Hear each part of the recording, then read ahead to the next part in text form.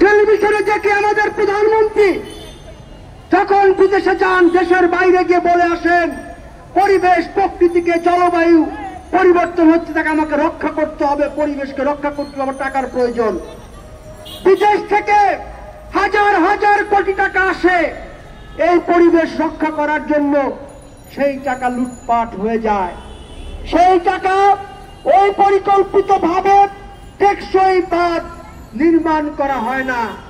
সেই টাকায় উপকূলীয় এলাকার মানুষের যে সমস্যা, প্রতি বছর যে ঘূর্ণিঝড়, টর্নেডোতে মানুষ গৃহহীন হয়ে পড়ে, মানুষ মারা যায়, সেগুলো নিয়ে কোনো চিন্তা ভাবনা করা হয় না। গতকাল দেখলাম দুর্যোগ প্রতিমন্ত্রী বলেছে 36,000 ঘর বাড়ি ধ্বংস হয়েছে এবং সর্বমিলিয়ে মোট 36,000 কোটি টাকা নাকি ক্ষতিগ্রস্ত হয়েছে। কালকে দেখলাম 36,000 কোটি টাকা ক্ষতিগ্রস্ত হয়েছে, মানুষের জীবন বাদ দিয়ে, ঘর বাড়ি, গাছপালা, জমি, ফসল, প্রাণী সবকিছু মিলিয়ে। এর দায়িত্ব কার? প্রকৃতিকে আমরা দোষ দেই। এই প্রকৃতি তার মতো প্রকৃতির কাজ প্রকৃতি করবে, সেখান থেকে মানুষকে বাঁচাবার দায়িত্ব তো শাসক গোষ্ঠীর, সরকারের। যারা ক্ষমতায় থাকে তাদের নিয়ম নীতি, তাদের নীতির ফলে, তাদের ব্যবস্থাপনার ফলে এগুলোকে প্রতিরোধ করা সম্ভব হয়, তারা সেগুলো করে না। উপকূলীয় এলাকাতে আমরা শুনেছি আমাদের কৃষক নেতৃবৃন্দ বলেছেন, তারা বলছেন উপকূলীয় এলাকার মানুষ ত্রাণ চায় না। কয়েকদিন আগে দেখলাম, গত বৃহস্পতিবার প্রধানমন্ত্রী পটুয়াখালী গিয়েছিলেন, সেই পটুয়াখালীর কিছু জায়গায় ত্রাণ সামগ্রী দিয়েছেন। সেখানে যারা এসেছিল, কৃষকরা, যারা গৃহহীন যারা এসেছিল, ঘর ছাড়া যারা এসেছিল, তারা বলেছে যে আমাদের ত্রাণের দরকার নাই, আমাদের দরকার টেকসই পরিবেশ বান্ধব বাঁধ নির্মাণ করা, আমাদের দরকার স্লুইস গেট যেগুলো আছে সেগুলোর ব্যবস্থাপনা ঠিকঠাক করা, আমাদের দরকার উপকূলীয় এলাকায় আপনার চিংড়ির চাষের নামে, অপরিকল্পিত চিংড়ি চাষের নামে যে পরিস্থিতি তৈরি হয়েছে সেগুলোকে বাদ দেয়া, এটাই মূল বিষয়। আজকে এই যে 36,000 ঘর বাড়ি ধ্বংস হয়ে গেল, এই যে 20 জন মানুষ মারা গেল, এই যে শত শত প্রাণী মারা গেল, এইটাই তো বাংলাদেশ না। এইবারও বাজেট হবে, এই তো আগামী 6 তারিখে বাজেট দেবে।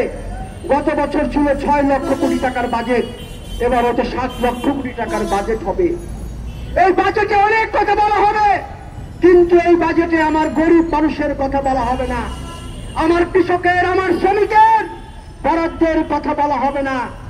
এই বাজেটে ওই বড়লোক যারা ধনী, যারা আপনার লুটপাট করে আমার সম্পদ লুট করছে, ওই ধনী ব্যবসায়ী যারা আমাদের শ্রমিকদের শোষণ করছে, যারা আমাদের কৃষকদেরকে ধ্বংস করছে, আজকে সেই ব্যবসায়ীদের স্বার্থেই বাজেট হবে। আমরা পরিষ্কার ভাবে বলতে চাই, আগামী 6 তারিখে যে বাজেট উত্থাপন করা হবে, এই বাজেট অধিবেশনে এই কৃষকের জন্য, শ্রমিকের জন্য, উপকূলীয় এলাকার মানুষের জন্য আলাদা বাজেট থাকতে হবে। প্রতি বছর হাজার হাজার ঘর বাড়ি ধ্বংস হয়ে যাবে, সেটা আমরা বরদাস্ত করব না। আর আমরা কৃষক সমিতির পক্ষ থেকে দীর্ঘদিন ধরে উপকূলীয় অঞ্চলগুলোতে লড়াই সংগ্রাম গড়ে তোলার প্রক্রিয়ায় আছে, চেষ্টা আমরা করছি। আমাদের লড়াই সংগ্রাম চলছে। আমরা সাতক্ষীরা থেকে শুরু করে সাতক্ষীরা, বাগেরহাট, পিরোজপুর, খুলনা, পটুয়াখালী, বরগুনা, ভোলা, বরিশাল, ঝালকাঠি থেকে শুরু করে সুদূর কক্সবাজার পর্যন্ত কৃষক সমিতি নানা ধরনের কর্মসূচি ইতিমধ্যে গ্রহণ করেছে। আমাদের কৃষক প্রতিনিধি দল তারা ইতিমধ্যেই ঝড়ে বিধ্বস্ত, হেমালে বিধ্বস্ত এলাকা তারা পরিদর্শন করেছে, সেখানে কৃষকদের সঙ্গে তারা বসেছেন। তারা আমাদেরকে জানিয়েছেন আমাদের দাবি, সেটা হলো আজকে উপকূলীয় এলাকায় যেখানে ধ্বংসস্তূপ, যেখানে ধ্বংসযজ্ঞ হয়েছে, ফসল নষ্ট হয়েছে, সেখানে সরকার বিনামূল্যে সার, বীজ, কীটনাশক, ডিজেল সহ কৃষি উপকরণের ব্যবস্থা করতে হবে। সরকারকে কৃষককে বিনা সুদে কৃষি ঋণের ব্যবস্থা করতে হবে। এবং হাওড় উপকূলীয় এলাকায় পরিবেশ বান্ধব টেকসই বাঁধ নির্মাণ করতে হবে। উপকূলীয় এলাকার জন্য আলাদা বোর্ড গঠন করতে হবে। উপকূলীয় এলাকার মানুষের জন্য বাজেটে আলাদা বরাদ্দ রাখতে হবে। এই দাবিগুলো আমরা করছি।